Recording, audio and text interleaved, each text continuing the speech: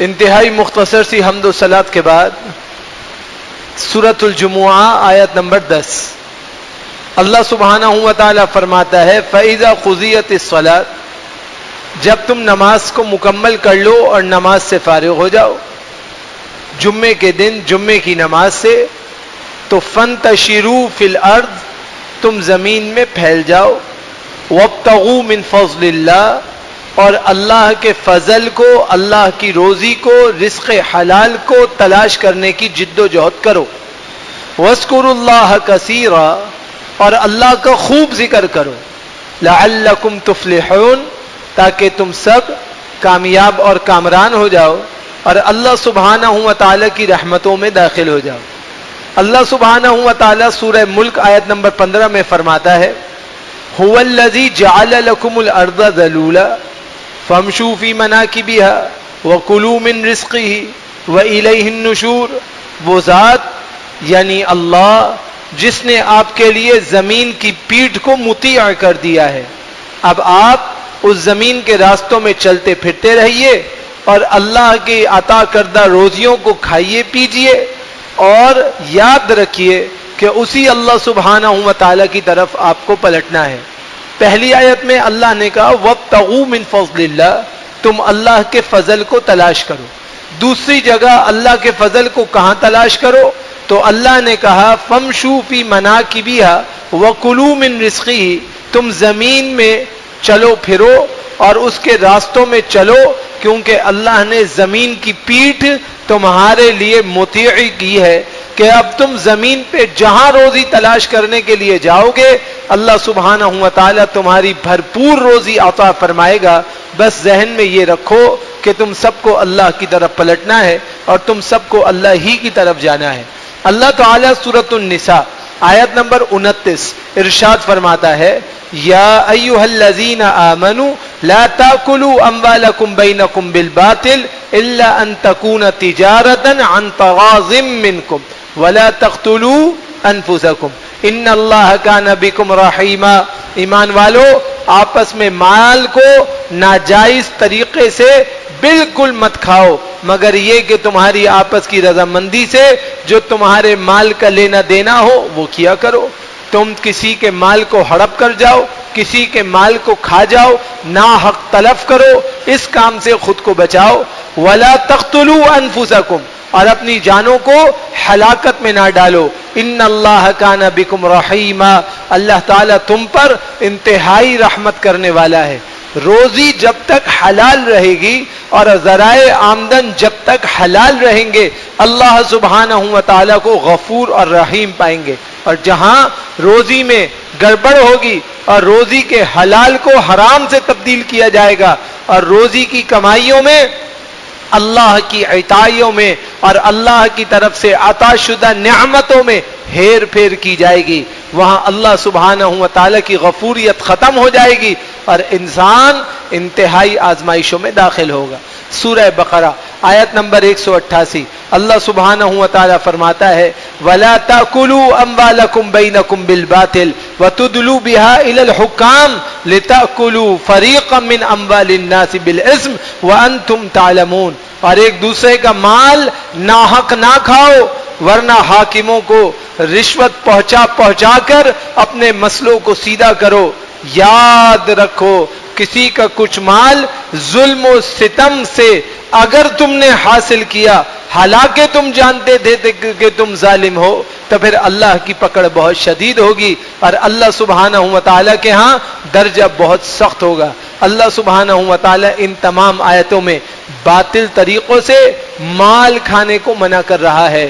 آج انسان ہر اس طریقے پہ روزی کمانا چاہتا ہے کہ جو شارٹ کٹ ہو، بھلے وہ حلال ہو یا غیر حلال ہو، اس کی اسے پرواہ نہیں ہے۔ اسے پرواہ اس بات کی ہے کہ میرے پاس روزی زیادہ ہو، میرے پاس ذرائع آمدن زیادہ ہو، میرے پاس نوٹ زیادہ ہو، میرے پاس وسائل زیادہ ہوں، چاہے وہ حلال کے ہوں یا غیر حلال کے۔ تو یاد رکھیے جب تک انسان ذرائع آمدن میں حلال اور حرام کی تمییز نہیں کرے گا اس وقت تک انسان رہنما الہیہ کو اور اللہ سبحانہ و تعالیٰ کی نعمتوں کو حاصل نہیں کر سکتا۔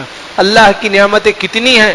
سورہ نحل آیت نمبر 18 اللہ سبحانہ و تعالی فرماتا ہے وَإِن تَعُدُّوا نِعْمَتَ اللَّهِ لَا تُحْصُوهَا. اگر تم اللہ کی نعمتوں کو گننا چاہو گے نا، اللہ کی نعمتوں کو کوئی نہیں گن سکتا. ان اللہ لغفور الرحیم. اللہ کی شان یہ ہے کہ وہ بہت زیادہ بخشنے والا ہے، بہت زیادہ رحم کرنے والا ہے.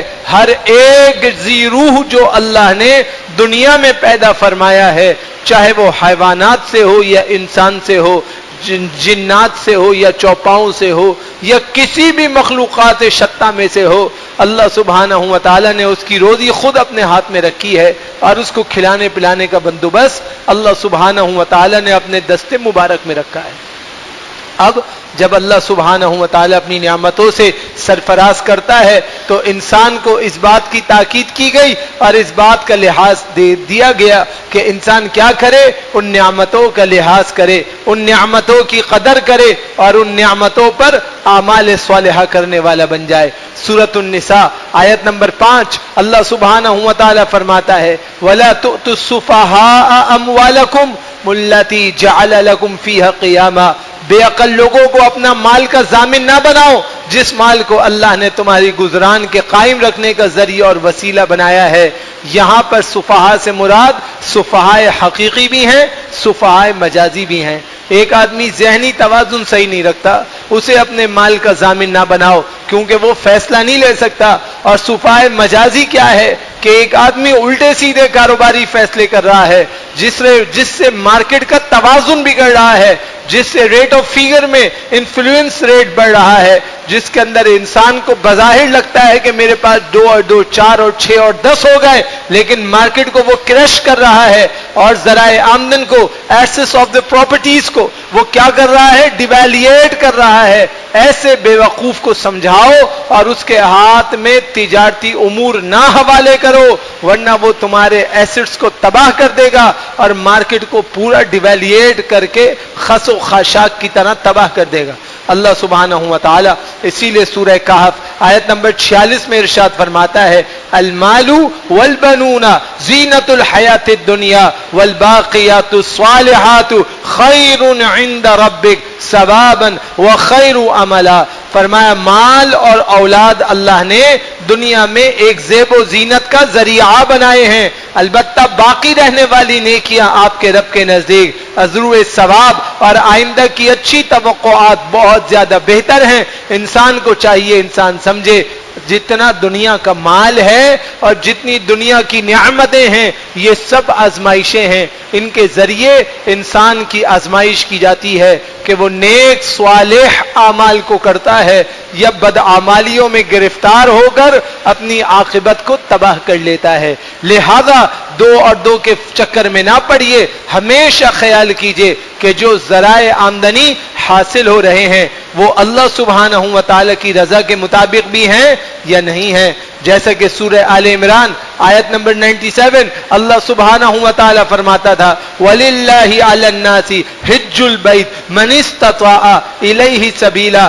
اللہ نے ان لوگوں پر جو اس کی طرف جانے کا سکت رکھتے ہیں، اختیار رکھتے ہیں، خرچہ رکھتے ہیں، ان پر اللہ نے اپنے گھر کے حج کو فرض کیا ہے. یہاں سبیل سے مراد کیا ہے کہ اس کے پاس وہ ذرائع آمدنی ہیں جو حلال کے ہیں، وہ سواری ہے جو حلال کی ہے. ابتدائے اسلام میں اللہ کے نبی علیہ السلام کو حج کے لیے جانے کا حکم دیا گیا. اللہ کے رسول حج کے لیے چلے گئے تو دیکھا کہ سارے ننگے دھڑنگے بغیر لباس کے بیت اللہ کا طواف کر رہے ہیں. صحابہ نے پوچھا اللہ کے رسول یہ ننگے دھڑنگے کیوں طواف کر رہے ہیں؟ باہر تو کپڑے پہنتے ہیں، اگرچہ چھوٹے پہنتے ہیں، جو دستیاب ہیں وہ پہنتے ہیں، لیکن بیت اللہ کے اندر یہ کپڑے اتار کے کیوں جاتے ہیں؟ آخر اس کی وجہ کیا ہے کہ مرد ہیں، عورتیں ہیں، مکمل برہنہ بیت اللہ کا طواف کرتے ہیں. رسول اللہ صلی اللہ علیہ وسلم نے فرمایا کہ میں جواب دوں اس سے بہتر ہے جاؤ ان کے بڑوں سے پوچھو. ان کے بڑوں نے کہا دیکھو بھائی بات یہ ہے کہ یہ اللہ کا گھر ہے، یہاں پہ حرام آمدنی کی کوئی چیز اللہ قبول نہیں کرے گا. ہمارے ذرائع آمدن حلال نہیں ہے، یہ ہم بھی جانتے ہیں، تم بھی جانتے ہو کہ ہم حلال ذریعے سے نہیں کماتے ہیں. یہ لباس جو ہم پہنتے ہیں یہ حلال آمدنی سے خریدا ہوا نہیں ہے، یہ حرام آمدنی سے ہے۔ اب حرام آمدنی سے پہنا ہوا لباس پہن کر اللہ کے گھر کا طواف کریں گے تو اللہ کیسے قبول کرے گا؟ اس لیے ہم اپنی تمام حرام آمدنی بیت اللہ کے پیچھے ابتدائی دروازے میں اتار دیتے ہیں اور پھر ننگ دڑنگ آتے ہیں کہ ہمارے اوپر کوئی حرام کی آمدنی نہیں ہوتی اور ہم اللہ کا قرب اختیار کرنے کے لیے یہ کرتے ہیں۔ حالانکہ انہوں نے بت لگا رکھے تھے، نائلہ اور اساف کا بڑا بت بنا رکھا تھا، اپنے معبودین باطلہ کی عبادت اللہ کے ساتھ کرتے تھے، مگر حرام کپڑا پہن کر بیت اللہ کے طواف کو ناجائز سمجھتے تھے۔ رسول اللہ صلی اللہ علیہ وسلم نے ان کی باتوں میں اضافہ کیا، اور اضافہ کیسے کیا؟ صحیحین کی روایت ہے۔ اللہ سبحانہ و تعالی اس آدمی کی عبادت کو کیسے قبول کرے گا جس کی غذا بھی حرام کی ہو، جس کا پینا بھی حرام کا ہو، اور جس کے جسم میں بننے والا خون اس ذرائع آمدنی کا ہو جو ذرائع آمدنی حرام کے ہیں؟ تو بتاؤ ان یستجاب لہ، اللہ تعالیٰ اس کی دعاؤں کو کیسے قبول کرے گا؟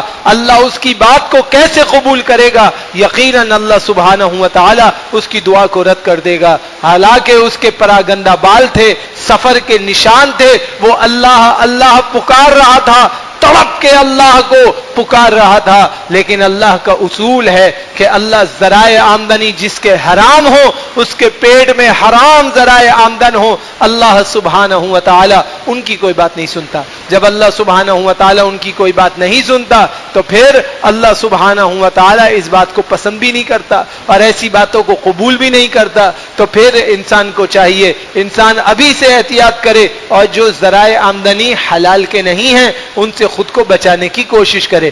سورہ ابراہیم آیت نمبر 7 اللہ فرماتا ہے وَإِذْ تَأَذَّنَ رَبُّكُمْ لَئِنْ أَشْرَكْتُمْ لَئِنْ شَكَرْتُمْ لَأَزِيدَنَّكُمْ۔ اللہ کا اسلوب کیا ہے؟ وَإِذْ تَأَذَّنَ رَبُّكُمْ، اللہ سبحانہ و تعالی نے تمہیں آگاہ کیا، لَئِنْ شَكَرْتُمْ، اگر تم اللہ کی نعمتوں پہ قدردانی کرنے والے بنو گے نا، جو اللہ نے تمہیں دیا ہے تم اس پر اللہ کی حمد بیان کرنے والے، اس پر اللہ کا شکریہ ادا کرنے والے بنو گے، لَأَزِيدَنَّكُمْ، اللہ کا وعدہ ہے اللہ اس کو بہت بڑھا دے گا، وَلَئِن كَفَرْتُمْ، اگر تم ناشکری کرو گے، نعمتیں اللہ کی استعمال کرو گے، برا بھلا بھی اللہ کو کہو گے، نعمتیں ساری لطف اندوزی کے لیے اللہ سے مانگو گے، لیکن جب باری آئے قدردانی کی تو رونا دھونا بھی اللہ کے لیے کرو گے۔ وَلَئِن كَفَرْتُمْ، اگر تم انتہائی ناشکری کرو گے تو یاد رکھنا ان عذابی لشدید، میرا عذاب بہت سخت ہے۔ آج جو مشکل، آفت، تباہی، ہر طرف سے اکنامیکل کرائسس ہو رہے ہیں، ہمارے مذہبی لوگ سمجھ نہیں رہے کہ ہمیں کس طرح سے چاروں طرف سے گھیر لیا گیا ہے۔ اس وقت صرف دعا نہیں چلے گی، اس وقت دوا بھی کرنی ہوگی۔ دوا کیا ہے؟ ہر حلال آمدنی کو پرموٹ کر کے ہر گناہ کے راستے سے اپنے آپ کو روکنا ہوگا، ہر گناہ کے راستے سے خود کو بچانا ہوگا، ہر سودی سلسلے کو ختم کرنا ہوگا، اللہ کی طرف سے نافذ کردہ تمام امور حرام سے جب تک اجتناب نہیں ہوگا، جتنی بھی نمازیں پڑھیں، جتنے بھی روزے رکھ لیں، جتنی بھی عبادات کو کر لیں، جس قدر حج اور عمرے کو چلے جائے، اللہ سبحانہ و تعالیٰ کے ہاں سے یہ تباہی جو سروں پہ مسلط کر دی گئی ہے یہ کبھی ختم نہیں ہوگی۔ اس کو ختم کرنے کے لیے اپنے آپ کو پاک کرنا پڑے گا، اپنے مال کو پاک کرنا پڑے گا، اپنی عادات کو پاک کرنا پڑے گا، اپنے ابدان کو پاک کرنا پڑے گا، اپنے اجساد کو پاک کرنا پڑے گا۔ اس کی مثال صرف اتنی سمجھ لیجئے کہ ایک آدمی دودھ سے غسل کرتا ہے، پانی سے نہیں نہاتا، دودھ سے نہاتا ہے، انتہائی پاکیزہ اور عمدہ چیز سے غسل کرتا ہے، اور پھر ایک گٹر میں اتر کے کہتا ہے کہ مجھے گٹر صاف کرنا ہے تو میں گٹر کے اندر جاتا ہوں۔ جب وہ دودھ سے نہا کے گٹر میں اترے گا تو اس کا دودھ بھی ضائع ہو گیا، اس کی محنت بھی ضائع ہو گئی، اور اس گندگی نے اس کے تمام وجود کو آلودہ کر دیا، گندا کر دیا کہ اب اس کے پاس پاکی صافی کی کوئی چیز نہیں۔ آج ہماری نوعیت یہی ہے، نمازیں تو ہم پڑھ رہے ہیں، دعائیں بھی کر رہے ہیں، ذکر و اذکار بھی کر رہے ہیں، تلاوت بھی کر رہے ہیں، مگر حقوق ایک دوسرے کے تلف کر رہے ہیں۔ ذرائع آمدنی حلال اور حرام کی تمیز ہم نے ختم کر دی ہے۔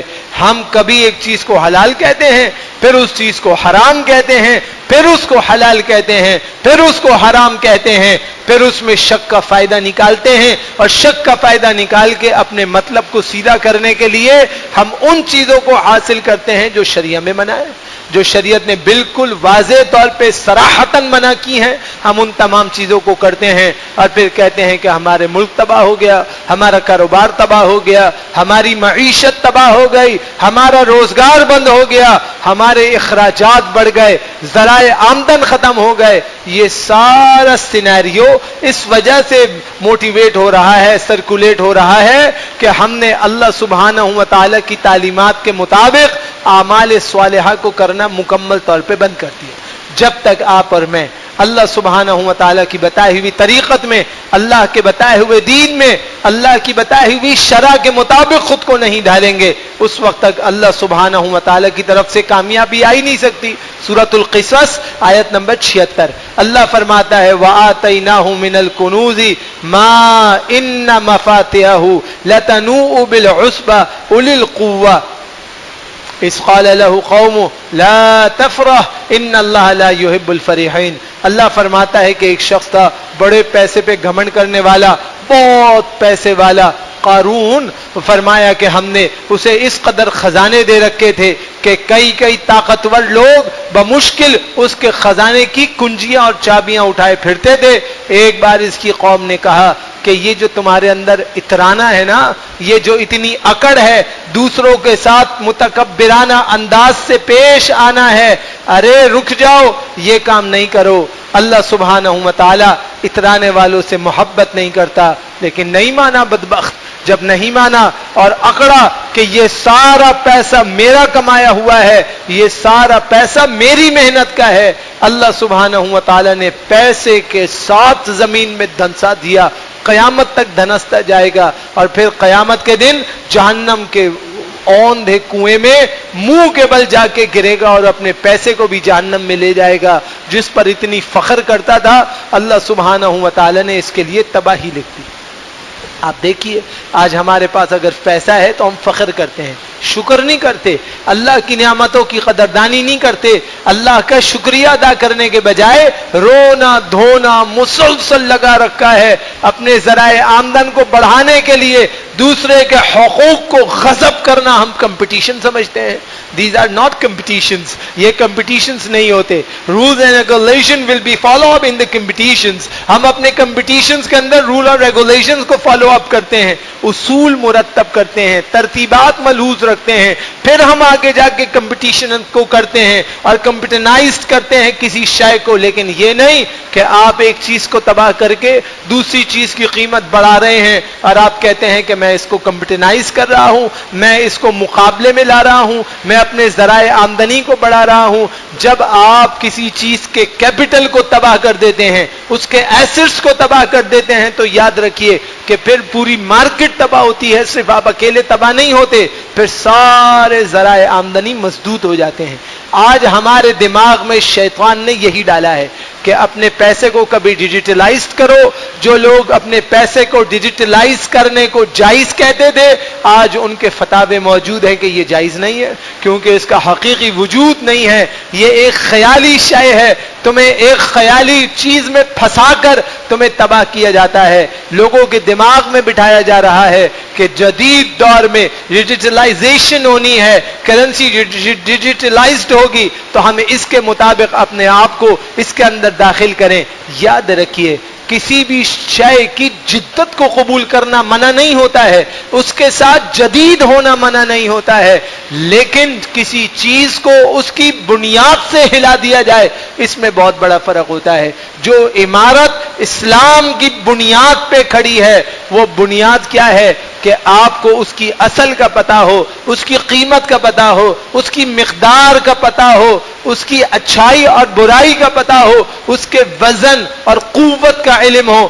جب آپ کو ان تمام چیزوں کا علم نہ ہو اور آپ اس کو ڈیجیٹلائز کر دیں اور آپ یہ کہیں کہ جی ہم تو مارکیٹنگ کے ساتھ مارکیٹ چل رہے ہیں اور ہم تو لوگوں کے ساتھ اس زاویے میں بہ رہے ہیں، تو یاد رکھیے کہ ہر بہتا ہوا تیز پانی ضرور دیکھنے میں دریا لگتا ہے لیکن ضروری نہیں کہ وہ دریا ہو.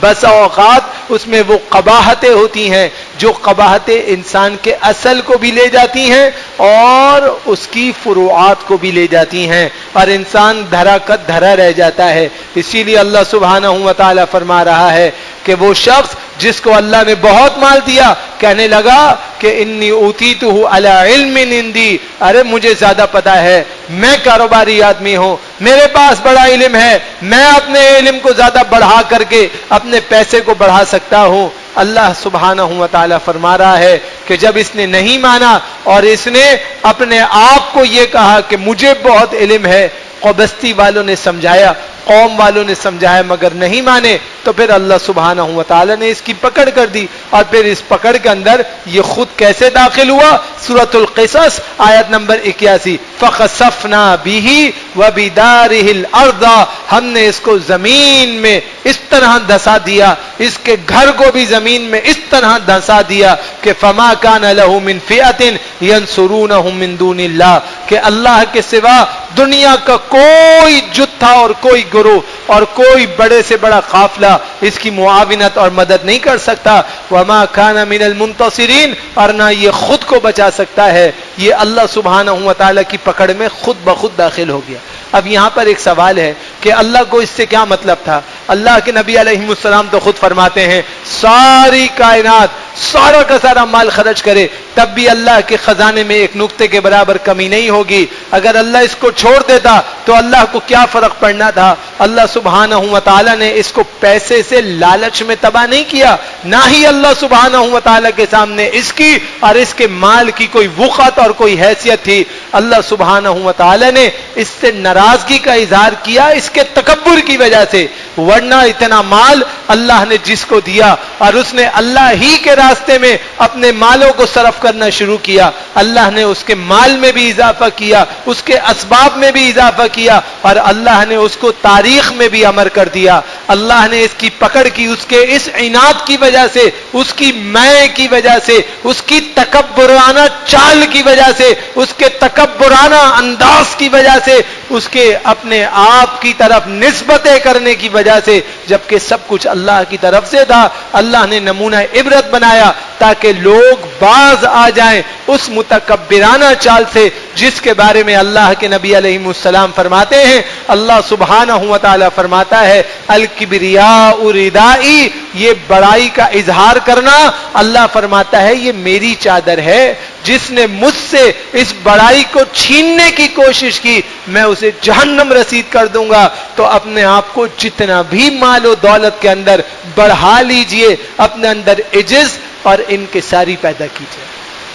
آپ دیکھیے ہم سارے پاکستانیز میں جتنا بھی سب سے امیر ترین شخص ہو وہ جناب عثمان بن عفان رضی اللہ تعالیٰ عنہ سے زیادہ امیر نہیں ہو سکتا. آپ حساب لگا لیجئے، آپ سارے کیپٹلزم کو جمع کر لیجئے اور پھر خود بیٹھ جائیے. جناب عثمان بن عفان رضی اللہ تعالیٰ عنہ جن کو ذی النورین کہا گیا، ان سے زیادہ اس کے پاس مال نہیں ہو سکتا، لیکن جتنے مال والے آئے وہ مال ختم کر گئے. عثمان بن عفان ایک ایسے صحابی رسول ہیں، اللہ نے انہیں ایک ایسا داعی منفرد بنایا ہے کہ جناب عثمان بن عفان رضی اللہ تعالیٰ عنہ کی جو نیکیاں ہیں وہ آج بھی روا دوا ہیں اور قیامت تک روا دوا رہیں گی. یہ واحد شخص ہے کہ جس کے انتقال کے بعد 1400 سال تک اس کا ٹرسٹ رن کر رہا ہے اور لوگوں کو اس سے نفع ہو رہا ہے اور مال میں اضافہ در اضافہ ہوتا ہی چلا جا رہا ہے. لاکھوں کروڑوں ریال ہر سال بڑھتے ہیں اور اس کو مزید خرچہ کیا جاتا ہے، اللہ پھر مزید اضافہ کر دیتا ہے، پھر خرچہ کیا جاتا ہے، یہاں تک کہ آج کی تاریخ تک وہ ٹرسٹ رن کر رہا ہے اور آج تک اس میں کوئی غبن نہیں ہوا. یہ کمال کی بات ہے بڑے بڑے معاملات میں غبن ہوا، بڑے بڑے لوگوں نے مال کی حوث میں بڑے بڑے لوگوں کو پکڑا، نہ ان کے ٹرسٹیز کو کبھی پکڑا جاتا ہے، نہ یہاں پہ کبھی غبن ہوتا ہے، نہ یہاں پہ کوئی دھاندلی ہوتی ہے۔ جتنے لوگ ہیں وہ خالصتاً اس مقصد کے لیے لگے ہیں کہ ہم نے اس مال کو اللہ کے لیے صرف کرنا ہے اور اللہ ہی کے لیے بڑھانا ہے، اور وہ بڑھتا ہی چلا جا رہا ہے۔ وفات کو 1400 سال ہو گئے اور وہ مال کم نہیں ہو رہا، وہ مال بڑھتا جا رہا ہے، بڑھتا جا رہا ہے، بڑھتا جا رہا ہے۔ پراپرٹیز پہ پراپرٹیز بن رہی ہیں، کھیت و کھلیان بنتے چلے جا رہے ہیں، یہاں تک کہ تعجب خیز بات یہ ہے کہ سعودی عرب کے جو بڑے پروڈکٹس ہیں اس میں الرفائی کمپنی یا الراعی کمپنی والے بہت زیادہ مشہور ہیں، ان تمام سے 100 گنا زیادہ کیپٹل آج بھی عثمان بن عفان ٹرسٹ کا ہے، جو جناب عثمان ذی النورین کی ذاتی ملکیت میں شامل ہے۔ ایسے ایسے باغیچے ہیں، سال میں پھل ایک دفعہ درخت دیتا ہے، ان کے ہاں 2 دفعہ پھل اگتا ہے، وہ سارا اللہ کے راستے میں جاتا ہے، پھر اس سے زیادہ فصل اگ جاتی ہے، نہ وہاں کی کھجوریں خراب ہوتی ہیں، نہ وہاں کی آمدنی سڑتی ہے اور خراب ہوتی ہے، نہ اس میں سود کی آمدنی داخل ہوتی ہے۔ وہ پاک لوگ تھے، پاک ذریعے سے آمدنی کمائی اللہ نے پاکیزہ ذریعوں میں مقرر کر دی، وہ دھل رہی ہے، پاک ہو رہی ہے اور پاک در پاک ہوتی چلی جا رہی ہے۔ لیکن ہمارے ہاں مسئلہ کیا ہے کہ ہم ایک کیپٹل لگاتے ہیں 1 کروڑ روپے، ایک سال بعد اس کی نوعیت 1 کروڑ 10 لاکھ ہونی چاہیے۔ آپ کے ملک میں جو ڈیویلیشن ہے اس کی مقدار میں اس کی مالیت اگلے سال 1 کروڑ 11.5 لاکھ ہونی چاہیے، لیکن ہمارے ہاں ترتیب کیا ہے کہ وہ جو 1 کروڑ روپے انویسٹ کیا جاتا ہے وہ سال کے بعد کتنا رہ جاتا ہے؟ وہ رہ جاتا ہے 46 لاکھ روپے، 4600,000 روپیز رہ جاتا ہے۔ سارا پیسہ آپ خود کھا جاتے ہیں۔ جب آپ اپنی اصل کو خود کھائیں گے تو یاد رکھیے کبھی آپ نفع حاصل نہیں کر سکتے۔ یہ کیوں کہا جا رہا ہے؟ ہم پیسے پر پیسہ گما رہے ہیں، ہم کیپٹلزم کے اندر داخل ہو رہے ہیں، ہم اپنے آپ کو یہ سمجھتے ہیں کہ جس کے پاس 2 روپے زیادہ ہیں وہ بڑا بن گیا ہے، ہم اس کے آگے جھکنا شروع کر دیتے ہیں، جبکہ جھکنا کس کے آگے ہے؟ اللہ کے آگے ہے۔ دعا کس سے کرنی ہے؟ اللہ سے کرنی ہے۔ آپ نے کمپٹیشن کو کریٹ کرنا ہے، آپ نے کمپیوٹرائز کرنا ہے اپنے آپ کو، لیکن آپ نے دوسرے کے مال کو تباہ نہیں کرنا ہے۔ ہم میں سے ہر شخص یہ چاہتا ہے کہ میں آگے بڑھوں، دوسرے کی گردن پہ پاؤں رکھ کے، دوسرے کے کندھے پر پاؤں رکھ کے میں آگے بڑھوں۔ تو یاد رکھیے ایسے لوگ منہ کے بل گرتے ہیں، کبھی اللہ تعالیٰ ان کو ترقی نہیں دیتا۔ لہذا جتنا جھوٹ بولا جائے گا، دھوکہ کیا جائے گا، ناحق مال کو تلف کیا جائے گا، جھوٹے وعدے کیے جائیں گے، کاروباری معاہدے کے بارے میں کہا جائے گا کہ کون سا قرآن اور حدیث ہے، کیا ہوا بھلا دیا تو، کیا ہوا غبن کر دیا تو، کیا ہوا جھٹلا دیا تو، کیا ہوا میعاد پوری نہیں کی تو نتیجہ یہ ہوگا کہ انسان کی جتنی ذرائع آمدن ہے اللہ ایسے لوگوں کو مسلط کرے گا جو خود دونوں ہاتھوں سے اسے لٹا دیں گے۔ ابو الحسن علی الندوی ہندوستان کے ایک عالم تھے، فوت ہو گئے۔ انہوں نے عربی ادب میں بڑی کتابیں لکھی ہیں، علماء کرام کو پڑھائی جاتی ہیں، ابھی ان کے بیٹے بھی فوت ہو گئے۔ یاد رکھنے کی بات ہے انہوں نے اپنی زندگی میں ایک اختتامی عمر میں درس دیا، تو لوگوں نے درس کے بعد سوال جواب کی ایک نشست رکھی۔ اس نشست میں سوال کیا گیا کہ یہ بتائیے اگر اللہ تعالیٰ کسی امیر آدمی سے ناراض ہو جائے تو اس کے ساتھ کیا کرتا ہے، اور کسی غریب آدمی کے ساتھ ناراض ہو جائے تو اللہ تعالیٰ اس کے ساتھ کیا کرتا ہے؟ فرمایا جب اللہ تعالیٰ کسی غریب آدمی سے ناراض ہوتا ہے تو اسے تھوڑا سا مال دیتا ہے اور اس میں تکبر اور اطرانہ پن داخل کر دیتا ہے۔ وہ اپنے تھوڑے سے مال میں گردن تان کے ایسے پھرتا ہے کہ سمجھتا ہے میں نے پوری دنیا کو فتح کر لیا۔ پہلے بھی رسوا تھا، اختتام میں بھی رسوا رہا اور رسوائی کی موت مر گیا، اللہ تعالیٰ نے اس کو رسوا کر دیا۔ اور جہاں تک امیر کی بات ہے، جب اس کے پاس پیسہ بہت آ جائے اور اللہ تعالیٰ اس کی آزمائش کا فیصلہ کرے تو اللہ تعالیٰ اس پہ ناخلف اولاد مسلط کرتا ہے۔ اللہ تعالیٰ اس کی آزمائش دنیا والوں سے نہیں کرتا، اللہ اس کے گھر میں ناخلف اولاد پیدا کرتا ہے۔ وہ اولاد اس کے سامنے پیسے کو ناحق طریقے سے تباہ کرتی ہے اور یہ اپنی آنکھوں سے دیکھتا ہے اور جلتا ہے اور کچھ نہیں کر سکتا کیونکہ اولاد سننے کے لیے تیار نہیں. اللہ تعالیٰ اس پر یہ آزمائش کو مسلط کر دیتا ہے. تو توبہ کا ذریعہ کیا ہے؟ توبہ کا طریقہ کیا ہے؟ اللہ کی نصرت کا طریقہ کیا ہے؟ نصرت کا طریقہ یہ ہے کہ انسان اللہ سبحانہ و تعالی کی تعلیمات کے موافق عمل کرے. جیسے اللہ نے کہا ویسے ہی سمجھے. روزی دینے کا محور ایک اللہ ہے، اس پر یقین محکم کرے. جیسے سورہ زاریات آیت نمبر 58 میں فرمایا ان اللہ هو الرزاق ذو القوۃ المتین. اللہ تعالیٰ ہی ہے جو سب سے بڑا روزی دینے والا ہے، بڑا توانائی والا ہے، بڑا زوراور اور طاقتور ہے. اللہ ہی کے پاس سب کچھ ہے. اللہ سبحانہ و تعالی ہی سب کچھ عطا کرنے والا ہے. لہذا رجوع بھی کس کی طرف ہونا چاہیے؟ اللہ کی طرف ہونا چاہیے. یہ بات ذہن میں بٹھا لیں. آپ اکیلے آئے تھے، خالی ہاتھ آئے تھے. جتنی نعمت ملی نہ ماں کی طرف سے ملی ہے نہ باپ کی طرف سے ملی ہے، یہ سب اللہ نے عطا کی ہے. جہاں جس مقام پر آپ آج برا جمان ہیں یہ سب اللہ کی عطا شدہ ہے. اگر ہمارے پاس 200-300 ڈگری آ گئیں تو یہ ڈگریاں میری اماں نے مجھے پیدا ہوتے ہی نہیں تھمائی تھیں کہ تم نے یہ ساری تعلیم حاصل کی ہے. یہ سب اللہ نے عطا کی ہے. جتنا بھی پیسہ ہے نہ میرے باپ نے دیا نہ میری والدہ نے دیا، یہ سب اللہ نے عطا کیا ہے. تو پھر حساب کتاب بھی کس نے لینا ہے؟ جو مالک اصل اللہ ہے اسی نے پوچھنا ہے. علم کے بارے میں بھی، مال کے بارے میں بھی، جان کے بارے میں بھی، صحت کے بارے میں بھی. اور آپ کو اور مجھے سب کو اس کو واضح کرنا ہے، وہاں جواب دینا ہے. اور وہاں ساری خبر اللہ کو پہلے سے ہے. ہمیں اللہ کے سامنے اس چیز کو ایکسپوز کرنا ہے. لہذا اپنے آپ کو تیار کیجئے، حلال کھائیے، حلال کمائیے، حلال کے ساتھ وابستہ رہیے. ورنہ آپ نے دیکھا ہے کہ ایک مہینے میں 400 سے اوپر مرڈر کیس ہیں اور 600 سے اوپر ریپ کیسز رجسٹرڈ ہوئے ہیں ہمارے ملک میں. اس ملک میں جس کو اسلامی پاکستان کہتے ہیں، 600 سے اوپر عصمت دری کے کیس. گویا کہ جہاں عیاشی اور فحاشی کاروبار ہے یہ ریٹ وہاں کا ہوتا ہے، اور ہمارے ہاں پاک دامنی میں رہتے ہوئے پاک دامن مسلمان اس گھناؤنے فعل کے اندر داخل ہو گئے. کیوں؟